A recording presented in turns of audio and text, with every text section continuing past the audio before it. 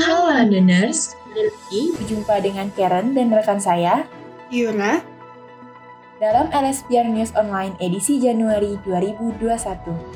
Pada edisi kali ini, kami akan membawakan beberapa berita, diantaranya insiden jatuhnya pesawat Sriwijaya Air SJ182 pada Sabtu 9 Januari 2021. Respon masyarakat terkait kebijakan PSBB pembatasan sosial berskala besar daerah Jawa sampai Bali. Lalu, kegiatan informatif dari Londoners Diary mengenai tips menghadapi ujian akhir semester. Londoners, kabar duka datang dari dunia penerbangan Indonesia. Maskapai Sriwijaya, 9 Januari 2021 pukul 14.40 Sriwijaya Air.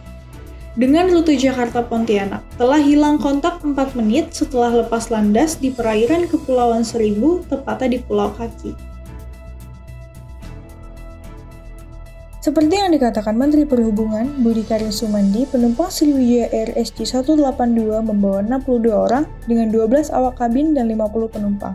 Penumpang terdiri dari 43 orang dewasa, 7 anak-anak, dan 3 bayi.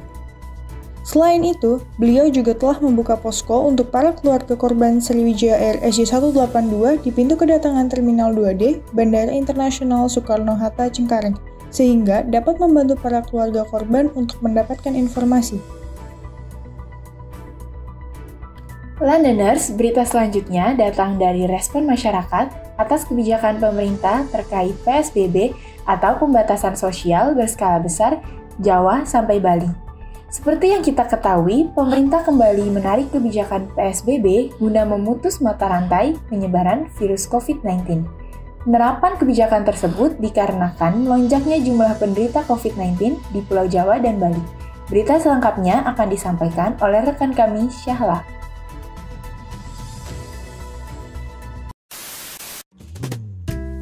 Udah pernah baca semua. Halo Meike. Oh, dia bisa nongkrong yuk, bosan banget di rumah. Nongkrong?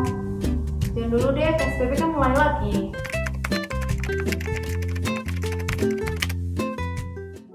Halo Londoners, kembali lagi bersama saya Syahla. Saat ini saya sedang berada di salah satu mall di Sudirman dan sekarang di samping saya sudah ada salah satu narasumber kita. Selamat sore Kak Atiana. Selamat sore.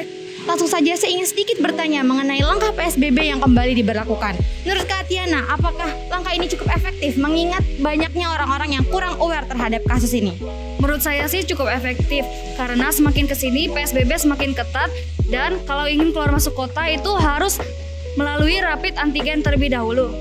Baik, dari Kak Atiana sendiri, bagaimana sih cara Kak Atiana menghadapi situasi pandemi COVID-19 yang sedang berlangsung saat ini yang sudah hampir 10 bulan? Kalau saya sih lebih santai. Yang utama itu kita harus menetapkan protokol kesehatan, yaitu memakai masker dan social distancing tentunya.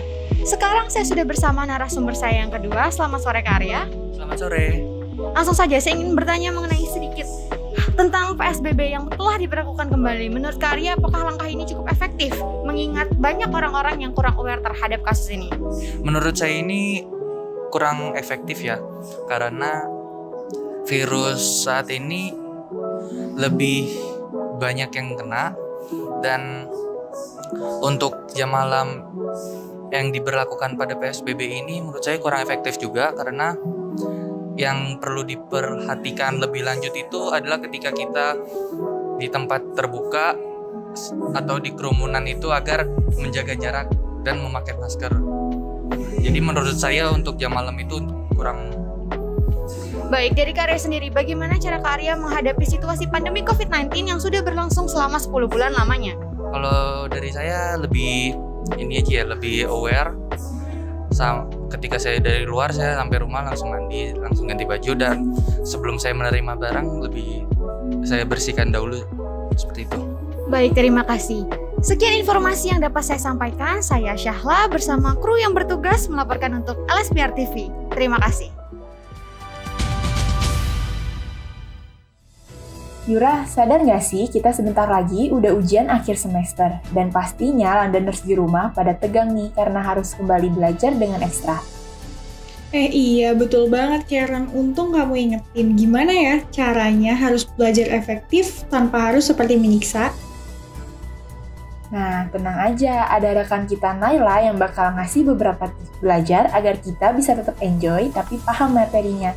Yuk, langsung aja kita simak tipsnya.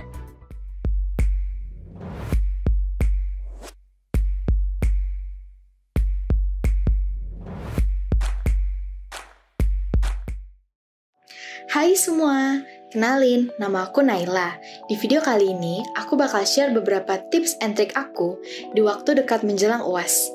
Nah, karena ini UAS pertama di semester 1 aku kuliah di LSPR, aku ngerasa lumayan takut dan was-was nih di minggu-minggu sebelumnya.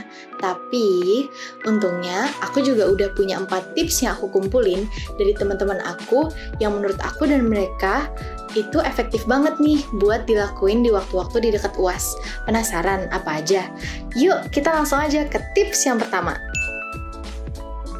Nah, buat tips yang pertama, karena setiap orang punya teknik belajar yang berbeda-beda buat cepet ngerti materi, teman-teman harus tahu nih di waktu kapan dan di suasana bagaimana teman-teman bakal mudah menyerap materi yang mau dipelajarin. Contohnya, kalau aku lebih nyaman belajar di kamar sendirian dan di malam hari. Menurut aku di waktu-waktu kayak gitu, aku lebih lancar buat mikir dan mudah buat ngerjain tugas.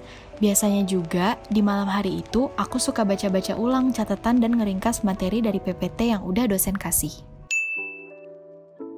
Yang kedua, tidur tepat waktu. Tidur tepat waktu.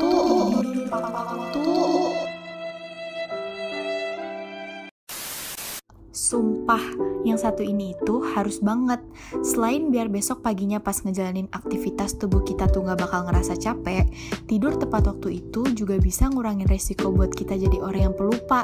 Coba deh pikirin, gak mau kan cuma gara-gara begadang yang gak bisa ditahan, nanti materi-materi yang udah diserap susah-susah sama otak pas lagi belajar, malah dilupain pas lagi hari UAS. Enggak banget, sumpah. Karena, nih ya, begadang itu salah satu dampaknya bikin kita jadi pelupa. Jadi, yang satu ini tuh harus bener-bener bisa dijalanin ya, teman-teman. Yang ketiga, makan yang teratur dan konsumsi vitamin. Nah, selain kita harus belajar giat sebelum UAS, kita juga harus ngejaga tubuh kita supaya selalu fit dan naikin mood kita juga. Biar nanti pas udah hari UAS, gak bakal ngerasa gak enak badan atau hal-hal lain yang bikin kita malah jadi gak nyaman pas UAS. Kalau dari kitanya sendiri udah nyaman dan seneng pas ngerjain UAS, percaya deh, jawaban buat soal yang lagi dikerjain tuh kayak bakal lewat aja di kepala. Nah, ini nih, tips yang terakhir. Buat tips yang terakhir, kuncinya biar tugas-tugas UAS yang harus dikumpulin hari H buat dosen nggak keteteran. Tipsnya adalah kita harus buat catatan to-do list menjelang UAS. Nah, karena di LSPR itu nggak semua dosennya kasih soal langsung jawab di hari H UAS, tips yang satu ini bakal berguna banget teman-teman. Tapi inget ya, mesti konsisten sama apa yang udah direncanain di to-do list. Jadi, semuanya bakal berjalan lancar dan aman sampai hari H UAS. Nah, gimana teman-teman? 4 tips and trik dari aku pasti valid, no debat, nggak bakal bikin deg-degan di hari-hari mau UAS kan? Semoga bermanfaat dan membantu buat teman-teman semua yang nonton ini ya. Kapan-kapan kita ketemu lagi. Bye-bye!